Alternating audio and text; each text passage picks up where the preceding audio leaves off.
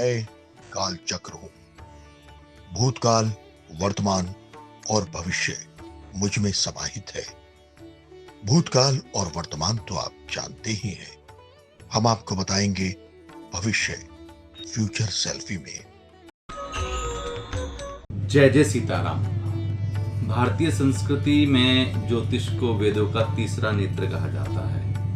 हमारे विज्ञान ज्ञान के अंदर ज्योतिष का एक विशेष भाव है और उसी के अनुसार जब कोई बालक जन्म लेता है तो उसकी कुंडली बनाई जाती है। ये कुंडली उसके जीवन के लिए एक महत्वपूर्ण पार्ट अदा करता है, क्योंकि नक्षत्र ग्रहों की एक अपनी स्थिति होती है और हर एक नक्षत्र के अंदर उसका विधान क्या होता है, उसका फलित क्या होता है, ये विशेष होता है। तो इसलिए अपने जीवन के अंदर कुंडली की एक विशेषता होती है, क्योंकि एक विज्ञान है, ज्योतिष एक विज्ञान है और सेल्फी फॉर्च्यूनर इस काम को कर रहा है। मैं उसके प्रति शुभकामनाएं भेजता हूँ जो इसी प्रकार से भारतीय संस्कृति के ज्ञान विज्ञान का प्रचार प्रसार करते रहें। पुनः सभी को बहुत बहुत शुभकामनाएं इस कार्य के लिए और एकता जी को भी बहुत बहुत शुभकामनाएं।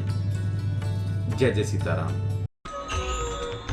कुंडली 12 घर और आज हम 12वें घर पर चर्चा कर रहे हैं, द्वादश, जिसका मालिक शनि।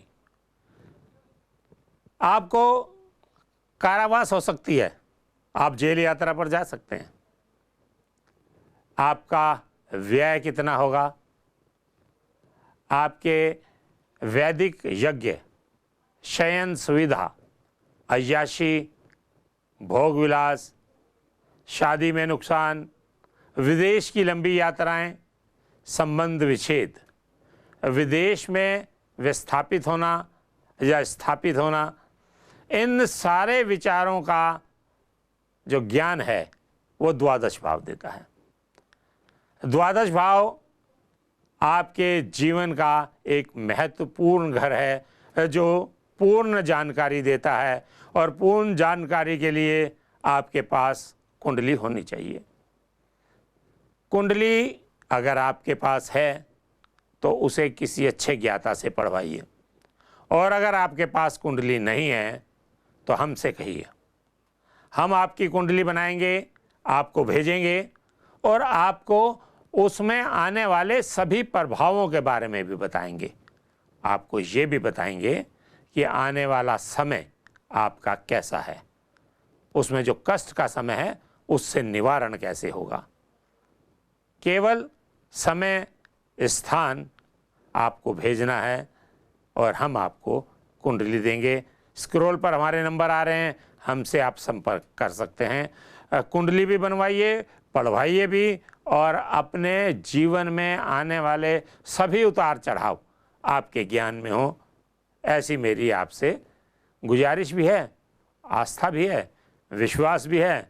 और इन 12 घरों की मैंने जो आपको यात्रा कराई उनके बारे में आपका क्या विचार है, हमें ज़रूर लिखिए। नमस्कार साथियों, आपको याद है ना, 12 कार्यक्रम पहले हम फ्यूचर सेल्फी के 12 भावों की यात्रा पर निकले थे और आज हम इस यात्रा के अंतिम पड़ाव अर्थात 12वें भाव पर हैं। कुंडली का द्वादश भाव व्यय भाव भी कहलाता है। इसे ज्योतिष में व्यय, हानि, विदेश यात्रा, मोक्ष और गुप्त शत्रुओं जैसे मामलों से जोड़कर देखा जाता है। जिस तरह कुंडली का पहला भाव हमारे जीवन के प्रारंभिक वर्षों की कहानी सुनाता है, उसी तरह यह अंतिम और 12वां भाव जीवन के अंतिम चरणों की व्याख्या करता है। कुंडली के 12वें भाव के बारे में जानकारी देने के लिए विश्व प्रसिद्ध ज्योतिषाचार्य पंडित यशपाल जी महाराज हमारे स्टूडियो में उपस्थित हैं। उनसे बातचीत का सिलसिला शुरू करें उससे पहले मैं आप लोगों को बताना चाहती हूँ कि आप लोगों ने फ्यूचर सेल्फी को लेकर हम पर जिस तरह से भरोसा जताया है उसके लिए हम आपके बहुत आभारी हैं। बहुत से लोगों के अनुरोध पर हम जल्द ही बच्चों और युवाओं पर फ्यूचर सेल्फी का विशेष कार्यक्रम लेकर आने वाले हैं। इस कार्यक्रम में छोटे बच्चों, स्कूल जाने वाले बच्चों, स्कूल की पढ़ाई समाप्त कर चुके किशोरों और पढ़ाई खत्म करके नौकरी या कारोबार में लगने की तैयारी कर रहे युवाओं से जुड़े तमाम पहलुओं को उठाएंगे। इस दौरान हमारी कोशिश होगी कि बच्चों से जुड़ी शारीरिक, मानसिक और भावनात्मक समस्याओं को दूर करने का प्रयास किया जाए। बच्चे तो सबके साझे होते हैं और ईश्वर से यही प्रार्थना है कि आप सबके बच्चों को स्वस्थ एवं प्रसन्न रखें। लेकिन यदि आपके बच्चे को कोई समस्या है तो फ्यूचर सेल्फी बनवाइए और अपने बच्चे को एक स्वस्थ, सफल और खुशहाल भविष्य दीजिए। फ्यूचर सेल्फी बनवाने का तरीका आपको मालूम है। आपके टेलीविज़न सेट की स्क्रीन पर जो नंबर दिखाई दे रहे हैं उन पर फ़ोन मिलाइए। फ्यूचर सेल्फी की टीम आपके फ़ोन का इंतज़ार कर रही है। तो आइए अब कुंडली के 12वें भाव पर पंडित जी से बात करते हैं। पंडित जी, कुंडली के 12वें भाव के बारे में हमारे दर्शकों को जानकारी दीजिए। ओम सच्चिदानंद रूपाय विश्वोत्पत्त्यादि हेतवे तापत्रय विनाशाय श्री कृष्णाय वयं नमः। प्रिय दर्शकों, जन्म कुंडली के जो 12 भाव होते हैं, तन, धन, सहज, सुहृत, सुत, शत्रु, कलत्र, मित्र, धर्म, कर्म, व्यय और आय, ये जो 12 भाव होते हैं, इनके बारे में पूरा विश्लेषण होना बहुत ज़रूरी होता है। जन्मपत्री कोई चमत्कार नहीं है। जन्मपत्री से हमारे बारे में देखा जा सकता है, भविष्य के बारे में बताया जा सकता है और जन्मपत्री के द्वारा उपाय क्या करने हैं वो बताया जा सकता है। जैसे कि आज हम विषय ले रहे हैं 12वां भाव। 12वें भाव को व्यय भाव कहा जाता है, यानी कि खर्चे का स्थान। अब आपकी कुंडली पे निर्भर करता है कि आपका जो धन है वो कहाँ लगने वाला है। कोर्ट कचहरियों में लगेगा या वो धन आपका ज़्यादातर बीमारियों में लगने वाला है। और 12वें स्थान से जेल से संबंध भी है, व्यक्ति की जेल जाने की यात्रा भी बनती है क्या। और असाध्य रोग, ऐसे ऐसे रोग जिनका कोई समाधान ही नहीं होता, ऐसे रोग भी 12वें भाव से देखे जाते हैं। इसीलिए 12वां भाव हमारे जीवन में अहम स्थान रखता है।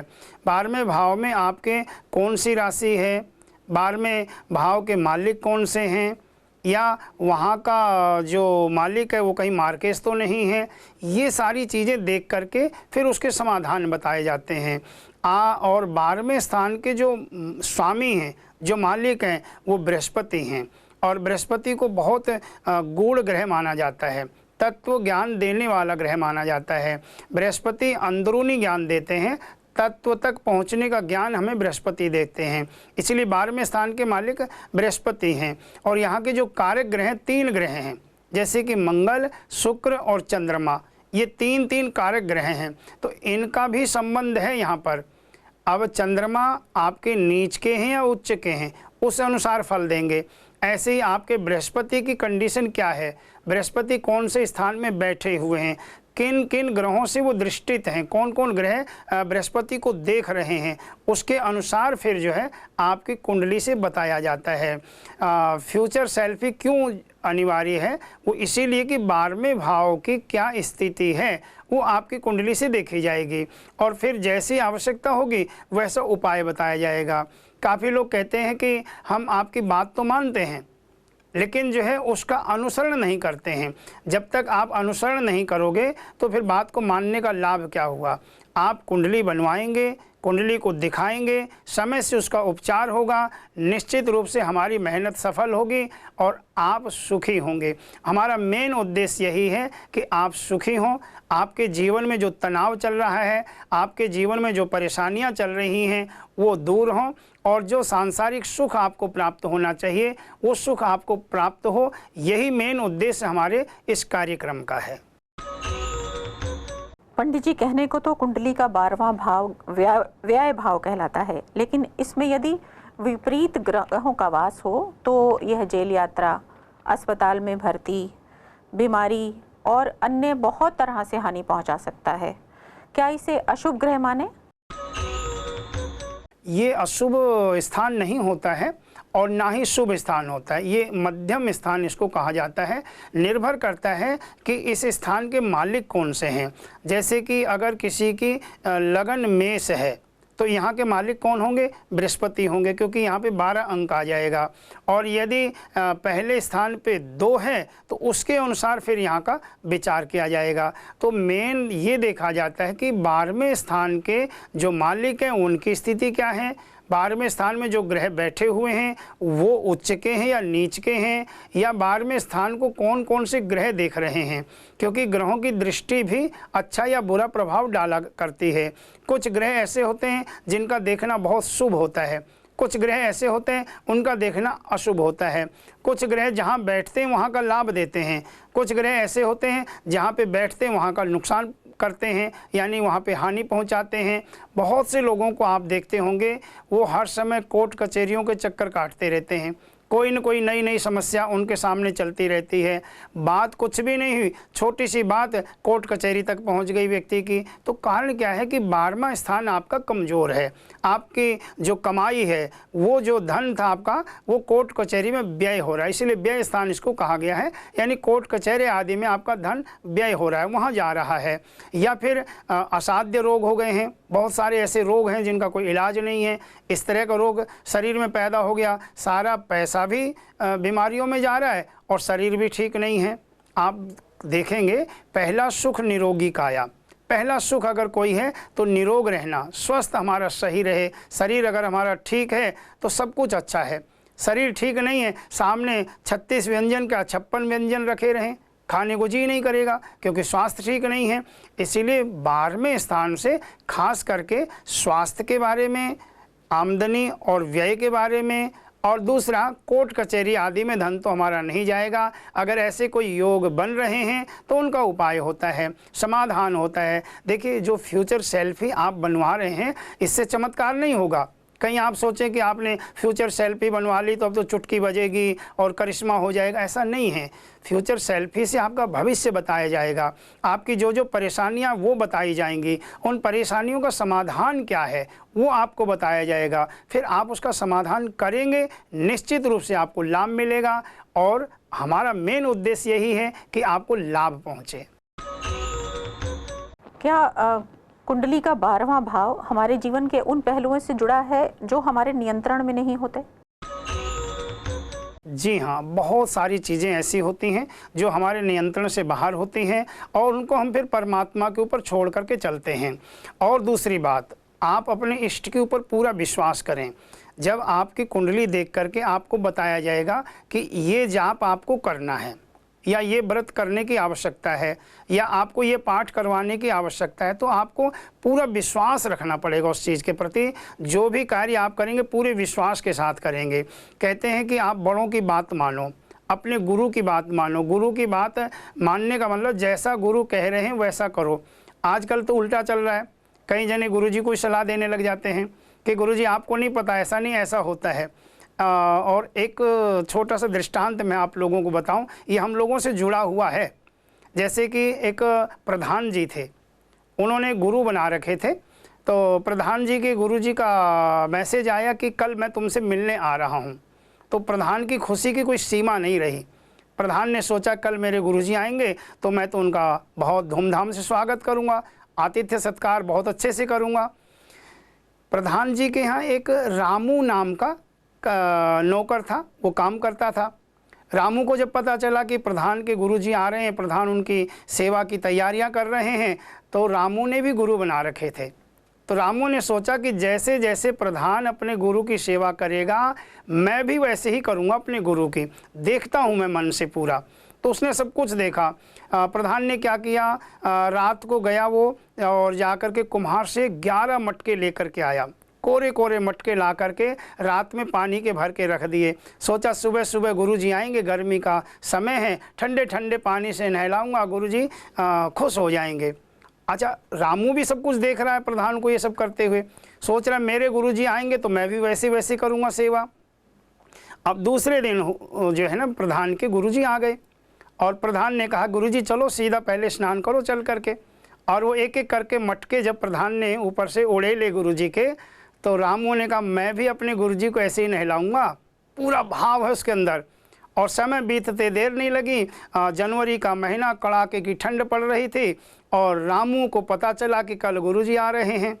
फिर क्या था, रामू ने कहा प्रधान से कम नहीं हूँ, वैसे ही सेवा करूँगा जैसे प्रधान ने करी थी गुरुजी की। गया सीधे 11 मटके खरीद के लाया, रात को पानी भर कर रख दिया, बिल्कुल ठंड में, पहली ठंड थी और वो पानी और भी ठंडा हो गया। अब सुबह सुबह जब रामू के गुरुजी आए और पूछा रामू कैसा है, बोला गुरुजी मैं तो ठीक हूँ, आप पहले वहाँ चलो। बोले कहाँ? बोले प्रधान से कम नहीं हूँ, जैसे प्रधान ने सेवा करी थी गुरुजी की वैसे ही करूँगा। और मटकों के पास ले जाके गुरुजी को बिठा दिया। अब गुरुजी कभी तो मटकों को देखें, कभी रामू को देखें, थर थर काँपें। अब रामू ने जैसे मटका उठाया तो गुरुजी ने पूछा क्या कर रहे हो रामू? बोला गुरुजी स्नान कराऊंगा आपको, प्रधान ने ऐसे अपने गुरुजी की सेवा करी थी। अब गुरुजी कह रहे हैं थोड़ा गुनगुना मिल जाता। बोले नहीं, प्रधान से कम नहीं हूँ। एक एक करके मटके डालने शुरू करें और 11 मटकों में तो गुरुजी की कुल्फ़ी जमा दी। अब गुरुजी से कहा गुरुजी ये तो कुछ भी नहीं है, अभी तो और सेवा बाकी रह गई है। रामू अंदर गया, गुरुजी ने उठाया अपना झोला और वहाँ से 9 2 11 हो लिए। तो भैया ऐसी सेवा नहीं होती है, गुरु की सेवा उनके अनुकूल होती है, गुरु की आज्ञा मान करके चलना होता है। ऐसे ही ज्योतिष भी एक मार्गदर्शक है हमारा। जब हम ज्योतिष का सहारा लेते हैं उसमें जो जो उपाय बताए जाते हैं पूरे विश्वास के साथ उस कार्य को हम करते हैं, 100% हमें कामयाबी प्राप्त होती है। स्वामी जी, क्या यह भाव ऐसे पहलुओं से भी जुड़ा है जिसे व्यक्ति गुप्त रखना चाहता है?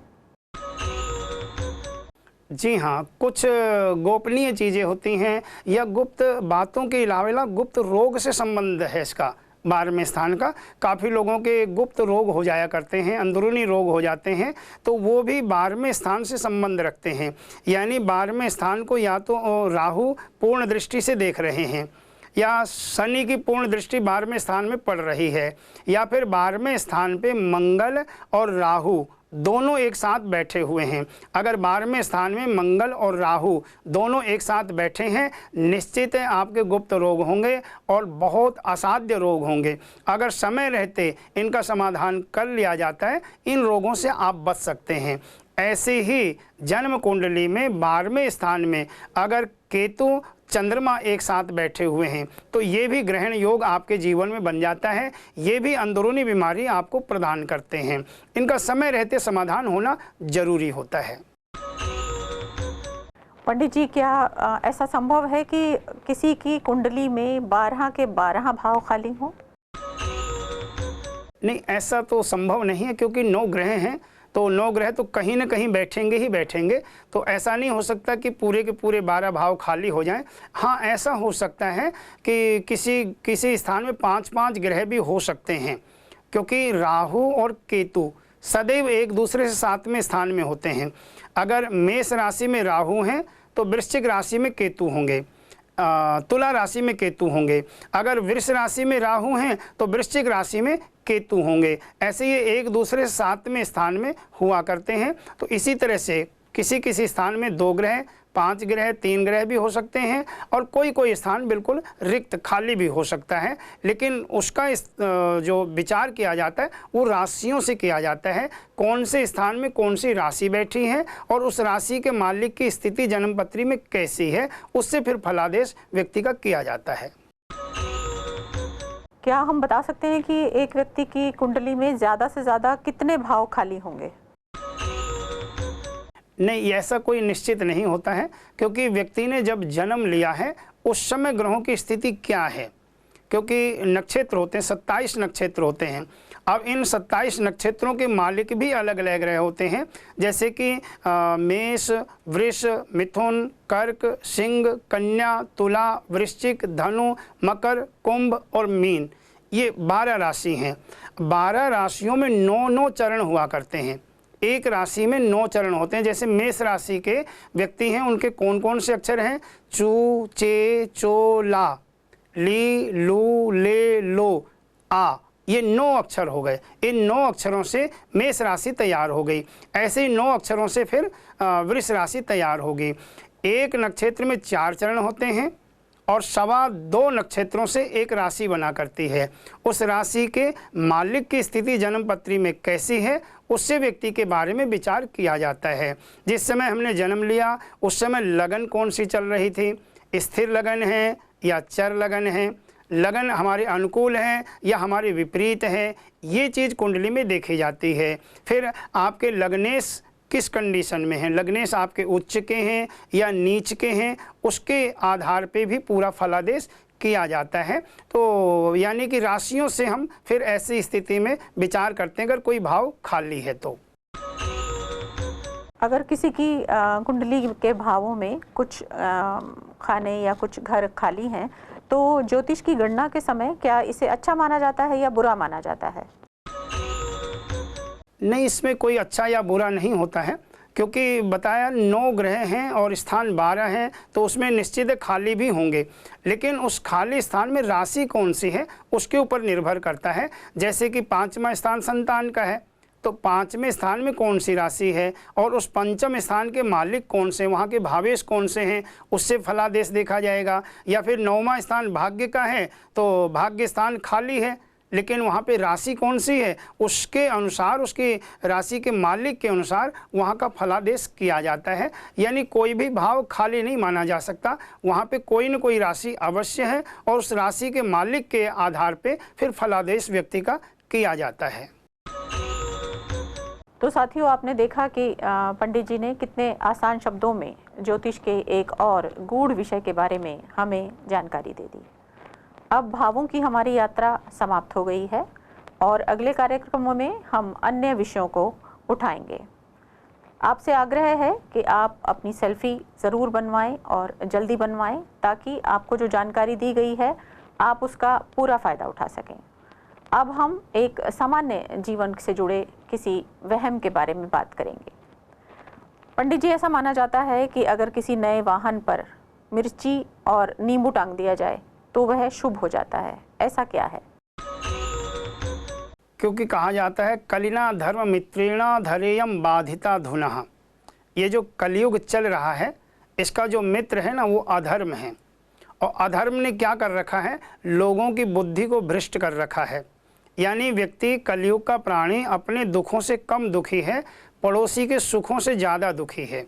तो क्या होता है, नज़र लगा देते हैं, हाय लगा देते हैं, अरे इसने इतनी अच्छी गाड़ी खरीद ली, इसने इतना अच्छा मकान बना लिया। तो लोगों की कुदृष्टि से बचने के लिए, बुरी दृष्टि से बचने के लिए गाड़ी में मिर्च भी बांध दी जाती है, नींबू भी बांध दिया जाता है। या जिस दिन गाड़ी लेकर के आते हैं, चारों पहियों के नीचे नींबू रख करके और एक नारियल फोड़ करके उस गाड़ी की पूजा कर दी जाती है, ताकि कोई दुर्घटना आदि हमारे इस वाहन से ना हो, इस वाहन का हमें पूर्ण रूप से सुख प्राप्त हो, विशेष करके शनि की कृपा हमें प्राप्त हो, क्योंकि वाहन लोहे से संबंधित होते हैं और लोहे के मालिक शनि होते हैं। इसीलिए मिर्च बांध देना, नींबू बांध देना या फिर काली चोटी भी जो है ना गाड़ी में बांध दी जाती है, ताकि किसी की हाय नज़र आदि ना लगे। एक ये प्रक्रिया है नज़र से बचने की।